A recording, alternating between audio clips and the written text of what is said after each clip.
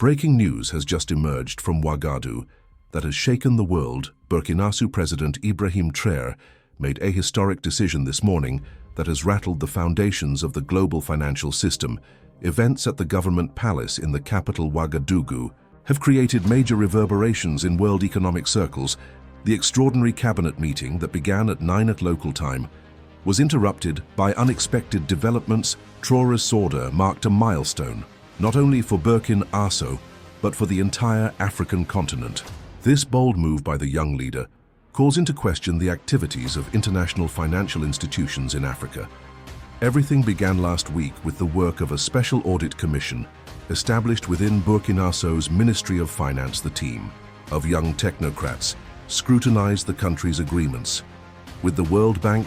The dire dimensions of the picture that emerged from the investigations deeply shook everyone. According to commission reports, Burkina Faso has paid 15 times the principal amount in interest to the World Bank since 1960. Even more striking was the discovery that most of these loans were used for phantom projects. Road projects, hospital constructions, and school building that appeared on paper were never actually implemented.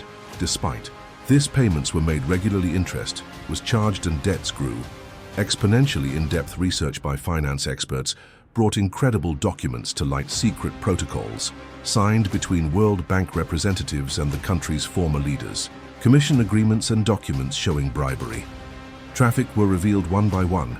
The most striking document was a secret protocol signed by the administration in 2019, pledging 40% of Burkina Faso's gold reserves as World Bank collateral. Moreover, this agreement was kept completely secret from Parliament, and the Public Audit Commission chairman, Professor Amadou Sawado, stated in his report, "The people of Burkina Faso have been subjected to systematic economic exploitation for half a century. The documents in our possession clearly show that this situation is not accidental, but rather a planned and deliberate plunder mechanism." When the files reached President Traoré's desk, the young leader's reaction was fierce. According to palace sources, Traoré experienced great anger while reviewing the documents. He immediately ordered that World Bank West Africa Regional Director James Morrison be summoned to the palace. Morrison arrived at the palace with his delegation in the afternoon. However, he was stunned by the surprise awaiting him. He was taken to the meeting room under tight security measures by palace guards. Traoré was waiting standing, and the expression on his face showed the seriousness of the situation. The dialogue that took place in the meeting was historic. Traoré began speaking by firmly placing the files on the table. "Mr. Morrison, I have documents to show you. Documents showing how you have robbed my country and my people for 50 years. Fake projects, phantom loans, exorbitant interest rates, and much more. Burkina Faso's apparent debt is 4 billion, but we have paid you 23 billion to date. What kind of mathematical understanding is this?" Morrison's attempt at defense was harshly cut off by Traoré. "Don't talk to me about standard procedures. Mr. Morrison, this is called organized plunder, and it ends today. I'm giving you 24 hours. Either you cancel these unjust debts and return what you've stolen, or I'll arrest you and your team for economic war crimes." Morrison's claim of diplomatic immunity was rejected by Traoré. "Those who commit economic genocide cannot have immunity. The documents are in my hands. The evidence is clear. Our courts will judge you, and you will receive the punishment you deserve." After the meeting, Traoré appeared before the national and international press at the press conference held in the palace garden. Behind him were the Burkina Faso flag and a portrait of national hero Thomas Sankara. The young leader's statements resonated throughout the world. "Dear Burkina brothers and all African peoples, today is a historic day. We are exposing 50 years of lies and plunder.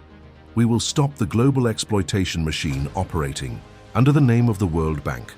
Our fathers were deceived, our grandfathers were fooled. But this game is now over. Africa's wealth belongs to African peoples, and none can steal from us," as Traoré showed. The documents to the cameras. Journalists present experienced great shock. Among the documents were secret agreements signed by former heads of state, commission receipts, and bank statements showing bribery traffic. Immediately after the announcement, large demonstrations began in the streets of Ouagadougou.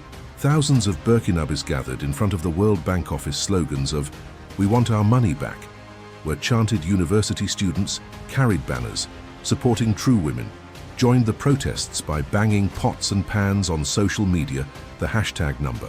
TAV's World Bank quickly rose to the top of the global agenda.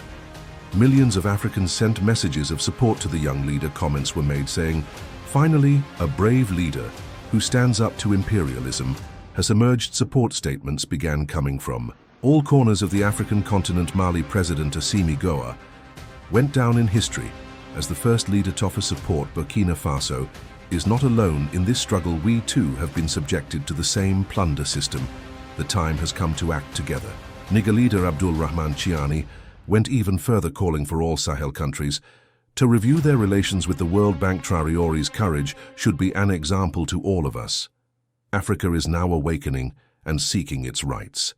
Guinea President Mamadi Doumbouya made similar statements.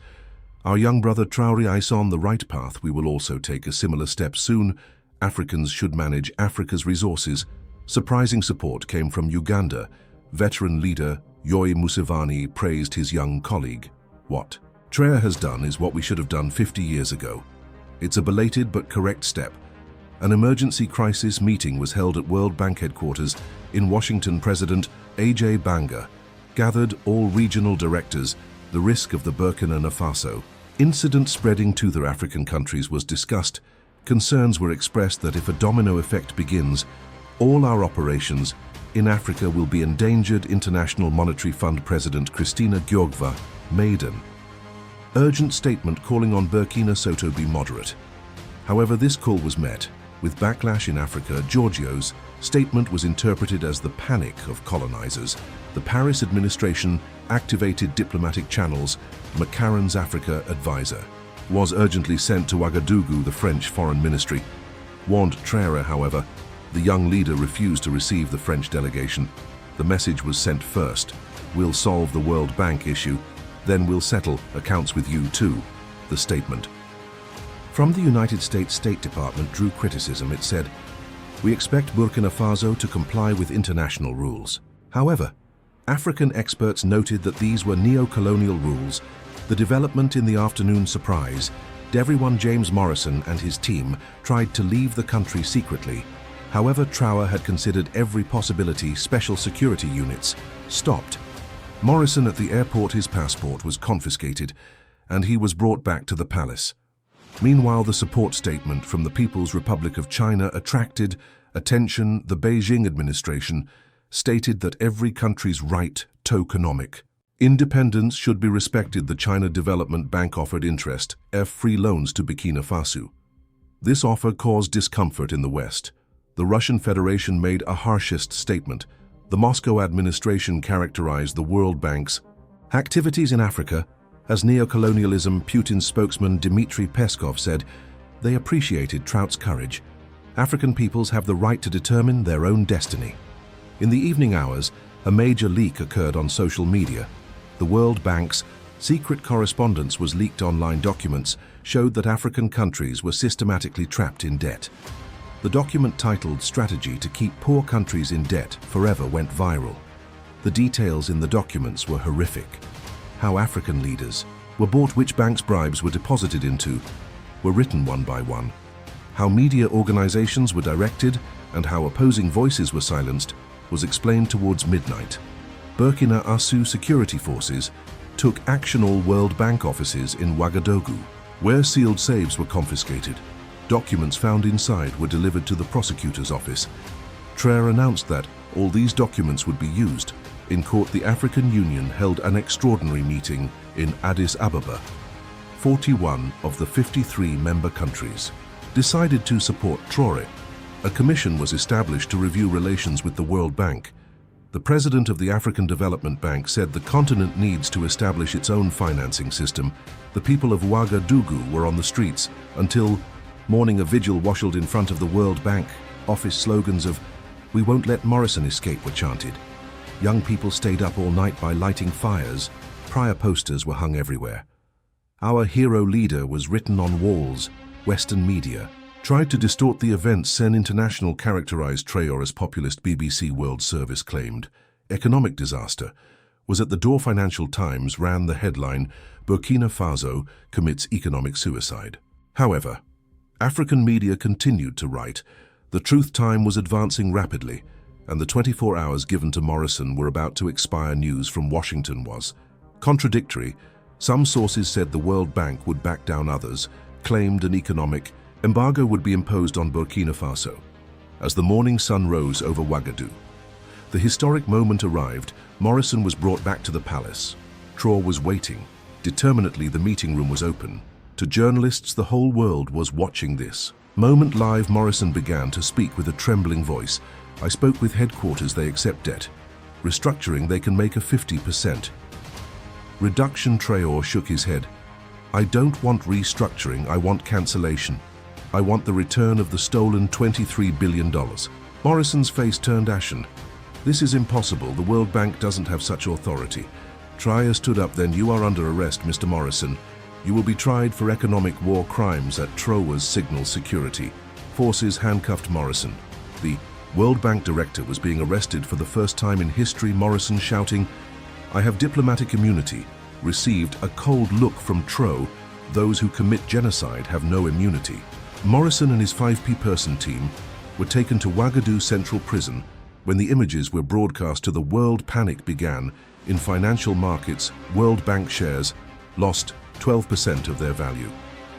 Western banks operating in Africa went on alert. Traoré address the people again at noon. He spoke to the 100,000 people gathered in Thomas Sankara Square. "Dear brothers, today we declare our true independence. No one will rob us anymore. Our wealth is ours. Our gold is ours. Our uranium is ours.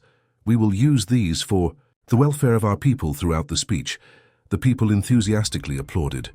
Traoré's slogans of "Long live independent Burkina Faso" rose to the sky. Support messages from all corners of Africa were read. Young girls performed traditional dances. The elderly prayed in tears. This event was a turning point not only for Burkina Faso, but for all of Africa. No African country would be the same anymore.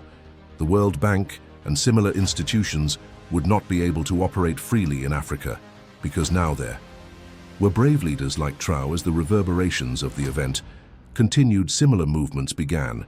In other African countries, youth poured into the streets. In Senegal, in Ivory Coast, the opposition pressed for cancellation of agreements with the World Bank. In Ghana, university students organized protest. Marches. Traoré's move created a domino effect. Africa was now awakening. Economic dependencies from the colonial period were being questioned. Young leaders were finding courage. Peoples were seeking their rights. The World Bank had never been so cornered in its history. Morrison's arrest destroyed the institution's reputation. If other African countries took similar steps, the institution's presence in Africa could completely end. With this move, Traoré became a hero not only for Burkina Faso, but for all oppressed peoples. Despite his young age, the courage and determination he showed inspired millions of people. The world order was now changing, and one of the pioneers of this change was Ibrahim Traoré. How events will develop from here is eagerly awaited.